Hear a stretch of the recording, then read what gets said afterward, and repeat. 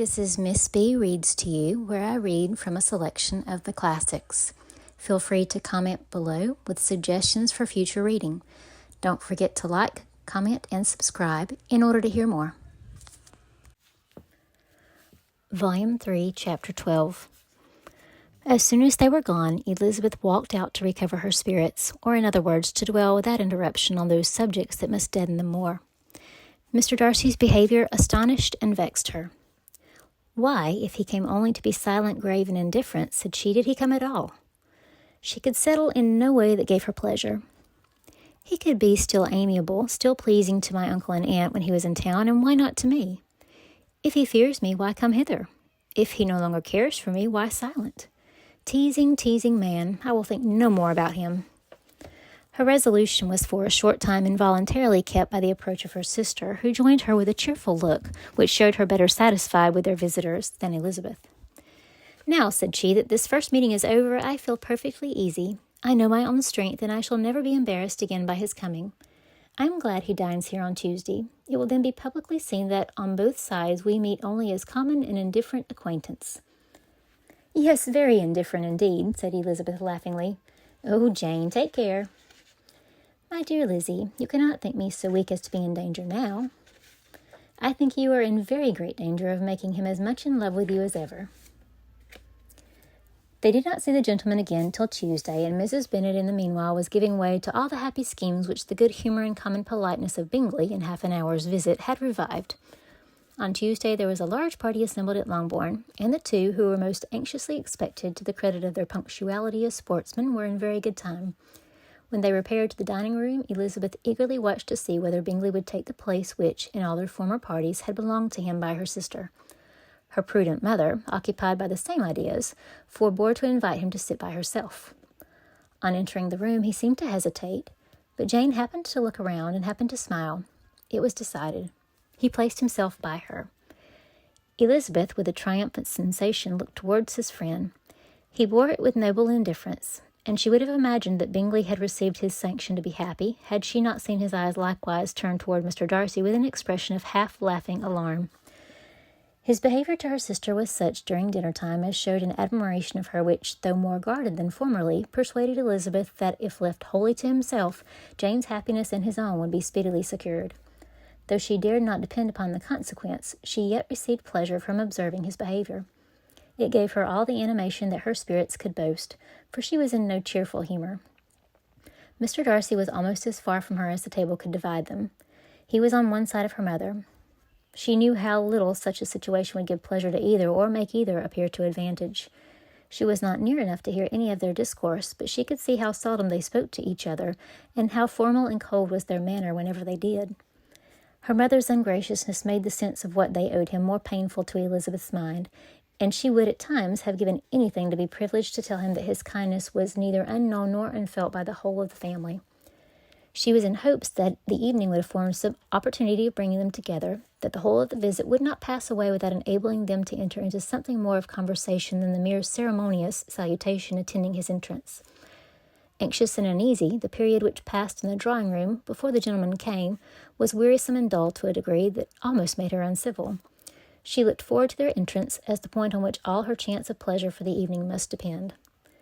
If he does not come to me then, said she, I shall give him up forever. The gentleman came, and she thought he looked as if he would have answered her hopes. But alas, the ladies had crowded round the table where Miss Bennet was making tea, and Elizabeth pouring out the coffee, in so close a confederacy that there was not a single vacancy near her which would admit of a chair. And on the gentleman's approaching, one of the girls moved closer to her than ever, and said in a whisper, The men shan't come and part us, I am determined. We want none of them, do we? Darcy had walked away to another part of the room. She followed him with her eyes, envied everyone to whom he spoke, had scarcely patience enough to help anybody to coffee, and then was enraged against herself for being so silly. A man who has once been refused, how could I ever be foolish enough to expect a renewal of his love? Is there one among the sex who would not protest against such a weakness as a second proposal to the same woman? There is no indignity so abhorrent to their feelings. She was a little revived, however, by his bringing back his coffee-cup himself, and seized the opportunity of saying, Is your sister at Pemberley still? Yes, she will remain there till Christmas. And quite alone? Have all her friends left her? Mrs. Ainsley is with her. The others have been gone on to Scarborough these 3 weeks." She could think of nothing more to say, but if he wished to converse with her, he might have better success. He stood by her, however, for some minutes in silence, and at last, on the young lady's whispering to Elizabeth again, he walked away.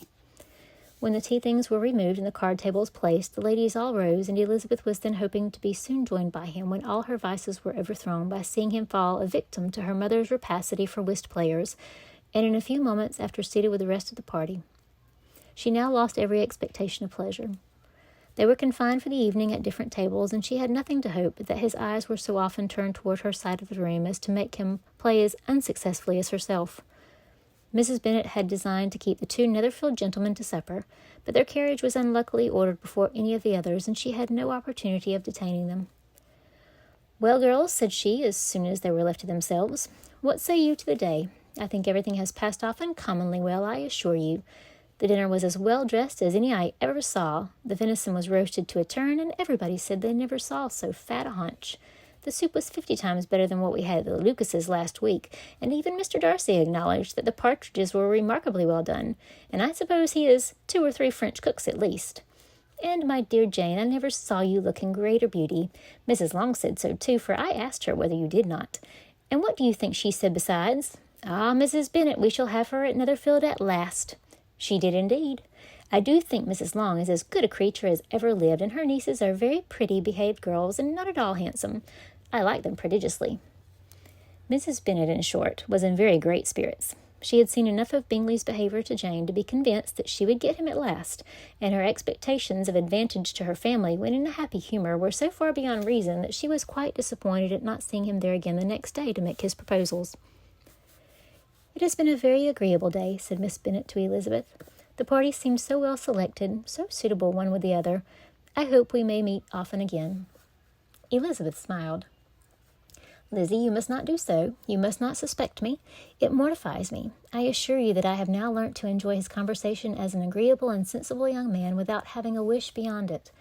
I am perfectly satisfied from what his manners now are that he never had any design of engaging my affection. It is only that he is blessed with greater sweetness of address and a stronger desire of generally pleasing than any other man." "You are very cruel," said her sister. "You will not let me smile, and are provoking me to it every moment." "How hard it is in some cases to be believed, and how impossible in others. But why should you wish to persuade me that I feel more than I acknowledge?" "That is a question which I hardly know how to answer. We all love to instruct, though we can teach only what is not worth knowing. Forgive me, and if you persist in indifference, do not make me your confidant."